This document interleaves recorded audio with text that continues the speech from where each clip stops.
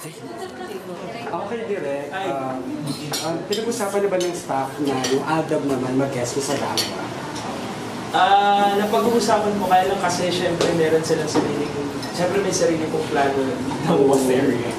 So, kung ano ba yung latag. Siyempre gusto rin namin sila mag-guest. Kaya lang, alam ko po kasi may mga plano sila for Aldab din, di ba?